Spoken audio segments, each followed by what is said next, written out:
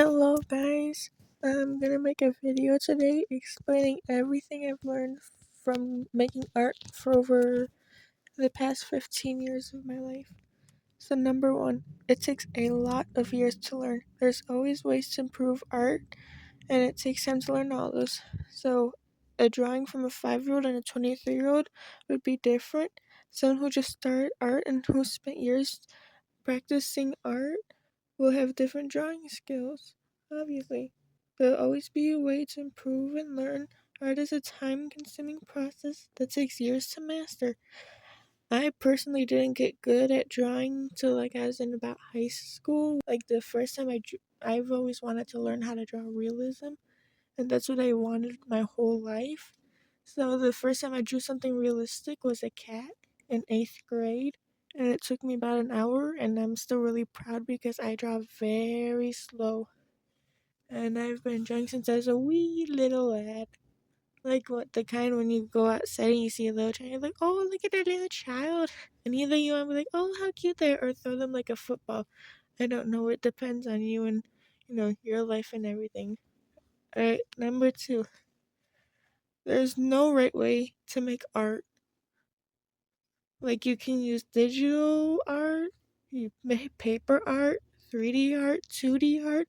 You can make materialistic art or emotional art or environmental art.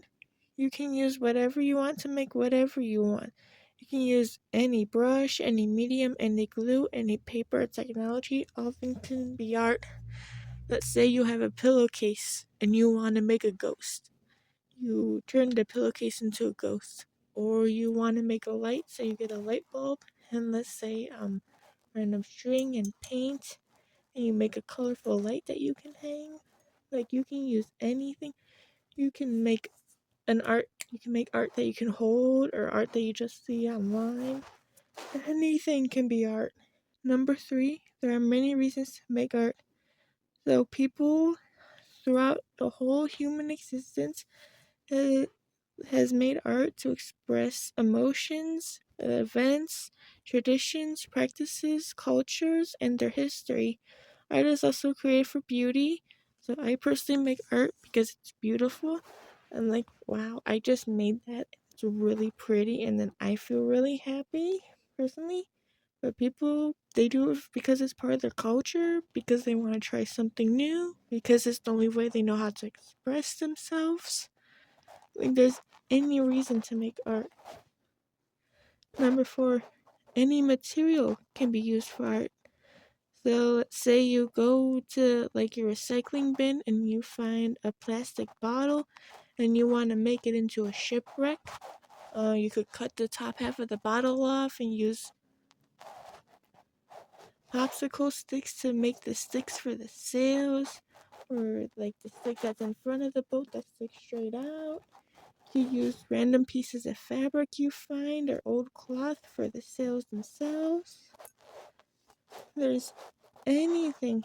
Any paper, wood, plastic, a random sock under your bed, garbage, recycling. You could use air and dust. I seen a man who was famous on YouTube and he made air from colored dust. He made art from colored dust. It was microscopic and it was so cool. It was so detailed. But literally, he just picked dust from the air and made art. Number five, any tools can be used. This is more for digital art because that's what I love drawing digital art. But let's say you're on a digital art app and you want to use an airbrush, and then there'll be someone who's like, you can't use an airbrush. Or you want to use the hair drawing tool, and they're like, you can't use the hair drawing tool, or anything you want to use. And someone's like, you can't do that. Real artists don't do that. Yes, they do. You don't know it, but they do. Well, that person doesn't know it, but yes. Artists use anything that helps them draw their art style and what they're trying to achieve. If they want really harsh lines, they're going to use a very solid tool. If they want soft lines, they could use an airbrush. If they want shading, if they don't want shading, anything can affect how the drawing will look. So if they want random, like certain lines, Let's say they want lines that looks like the hairbrush in IBS Paint X, then they're gonna use that. If you want to use pre-made leaves, you can. It doesn't matter. As long as it helps you and serves your art and the purpose of your art, it's good enough and it works. Number 6, there is no imperfection in art, and there needs to be a balance. There is no such thing as imperfection or perfection. Anything can be improved, and anything can be good. Striving for perfection will just be a stressful loop. In life, nothing is perfect. Nothing in life is perfectly symmetrical, so why worry about drawing that? Nothing is perfectly smooth. You can draw your characters and animals and objects how you see them because art is interpretation, and if you interpret it, there can't be imperfection. Let's say you want to draw an apple, and now you have a red base, and then you want to shade it. Say it's a green and red apple. You want to draw the green.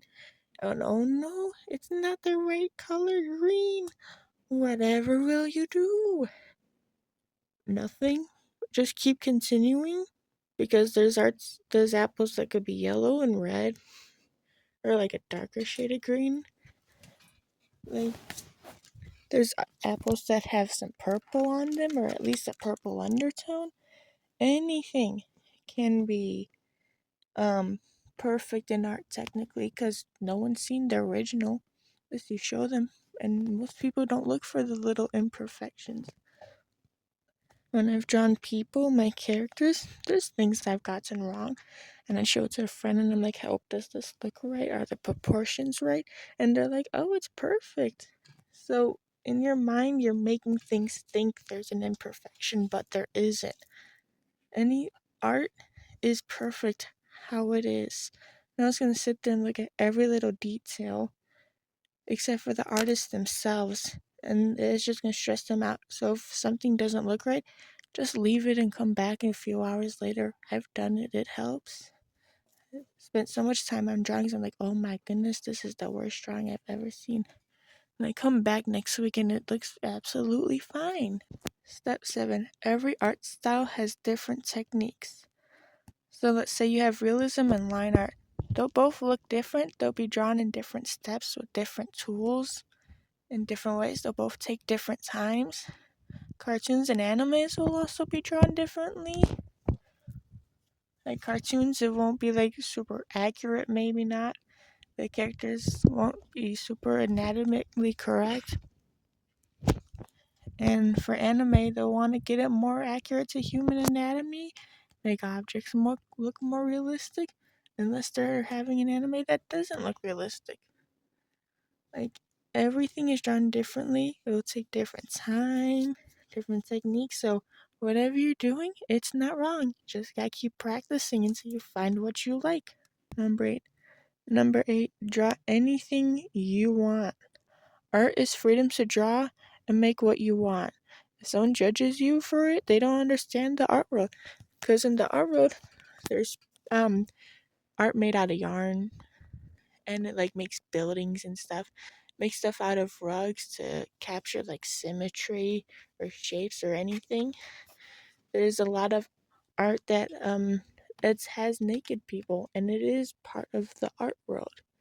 So truly draw anything that makes you happy because you're the one drawing it. You're in control. Doesn't matter what other people say. They might not like it. Okay, good for them. They're not the ones making it. If they don't like it so much, they can make it. Number 9, art is just lines. So you just gotta draw a bunch of lines. I have been saying this for years. I tell it to everyone who's like, oh no, I can't draw. Yeah, you can. It's just lines. All lines with different pressures. Whether you're drawing on paper, you draw hard lines and makes a bold line, like something bold. If you draw, if you use soft pressure with the pencil, makes a soft line that's used for shading. Even in digital art, you use a solid tool brush, it makes a hard line. You use, let's say, an airbrush, it makes a soft line. It's all literally just lines. You just gotta know how to bend those lines and use them, but that's all it is. It's just fancy lines. Even when you're painting, it's just lines. Needle felting is just lines. Everything that takes drawing and isn't really 3D is just like, even in clay. Make lines on the clay to make details. Number 10, the last one. When you're paying for art, you're paying for the person's experience and their years dedicated to learning the craft. Time is priceless, and someone spent years and years to learn their craft. Paying for their work is appreciating the time they took out of their life. It always annoys me when someone is like selling their craft and let's say someone else wants it for free. And then the artist's like, no, I'm not giving it to you for free. Then the person's like, well, I can do it for cheaper. Find it here, blah blah blah. Like that matters. Like, okay, Karen, you go buy the tools, and then you can see if you can do 27 years of training in a week. Yes, you could go buy let's say you can buy painting tools at Hobby Lobby for $5 or whatever, however much it costs. That don't mean you can paint. It always annoys me when someone doesn't appreciate art, how much work goes into it. Okay, thanks for watching if you did. I'm going to be making art tutorial videos now on my channel. See y'all later.